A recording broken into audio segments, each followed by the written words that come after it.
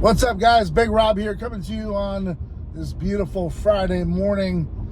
Man, I love it when it's in the 60s here in the beautiful desert. Nonetheless, we're upright, happy to be here. Honored to bring you this video. Topic of discussion, Twitter, X, whatever you want to call it, is on fire.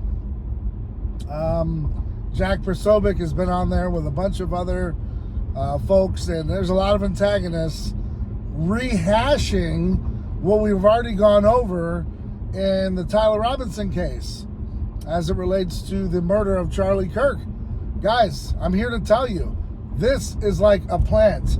All of a sudden, they're talking about it again, and they're trying to discredit a whole bunch of the, I guess, theories you would call them. And it's kind of bizarre because they're rehashing and talking about, well, you know, the kid could have put that 30-06 easily in his backpack or his pants. Guys, they're acting like this rifle, World War I vintage rifle, was just a collapsible AR-15. Something you could just, you know, take and collapse and put it away. Unbelievable. Failing to understand that the screwdriver was left on the roof, failing to understand that this guy was doing a costume change in between killing a prominent individual.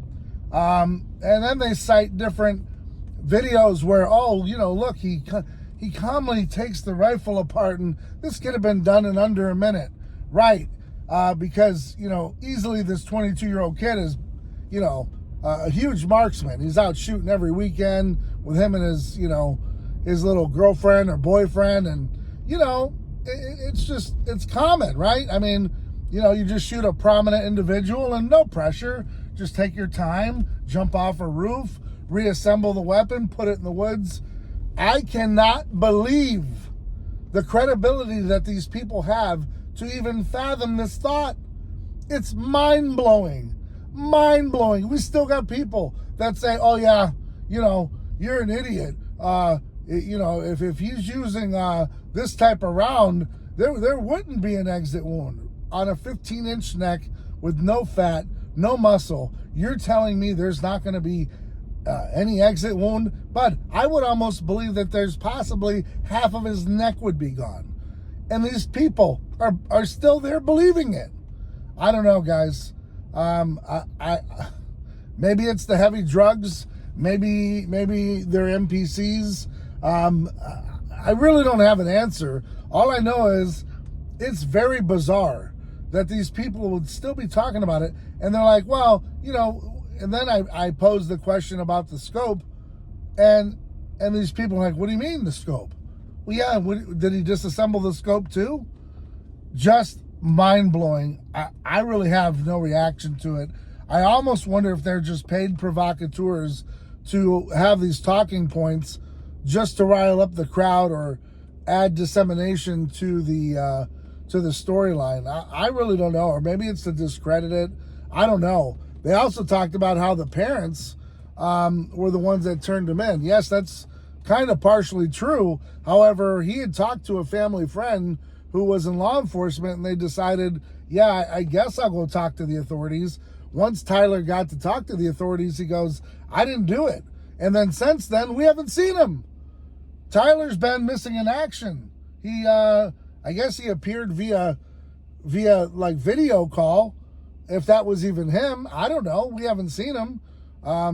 You know, we hear from Suge Knight. We hear from all these other people. We haven't even heard one jail call. What, he has no one to call? No one's intercepting these calls? Then we get into the autopsy. Haven't seen the report. And then people get into, listen, this is serious.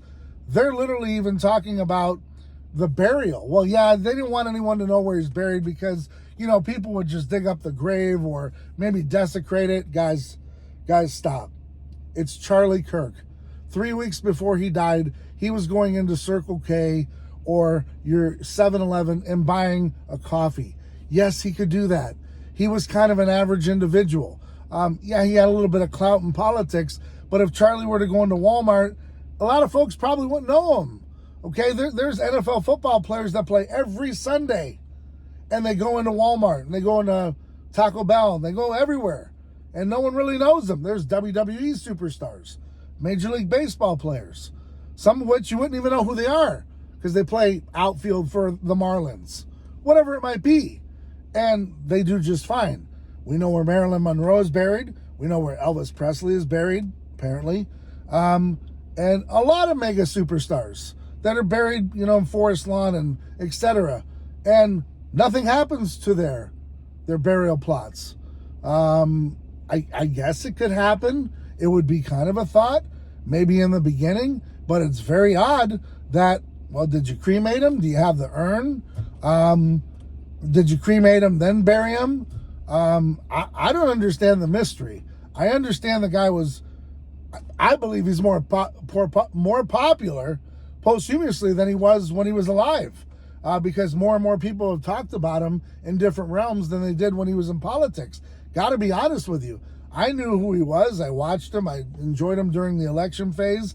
But previous, I really didn't have a whole lot of time to catch a lot of his college stuff. It was kind of cool, but I didn't see a lot of it, right? So definitely a bigger Charlie Kirk fan after the fact that they smoked him and then, all this other hysteria that surrounded it. But I'm here to tell you guys, I don't think many people are going out of their way to disturb his grave. Again, bigger, mega superstars are buried in plots that you can look up on Google. There's people that take YouTube videos. Hell, look at Selena, huge mega star. We know exactly where she's buried. We know exactly where her plot is, and we can go there any day of the week and drop off flowers and, pay our respects. With Charlie, not so much. Why? Don't know. And these are why you have conspiracy theories, because the story doesn't add up. You don't want a conspiracy theory? Tell the truth. You don't want a conspiracy theory? Just connect the dots and make it happen. It's really not that hard. We have other convictions like Scott Peterson, Lori Vallow, huge names. And the conviction rate is huge. And you can look at the case and literally say, oh, I could see this happening. I could see that happening. That's not far-fetched. That makes sense. Not in the Charlie case. Everything points to bizarre. And that's the bottom line, because I told you so. Nonetheless, they're over there arguing on X. Go check them out. It's pretty bizarre. Talking about things that just, you'd almost want to be hammered to enjoy that conversation over there. It's just bizarre. Even to the point I'm tongue twisted.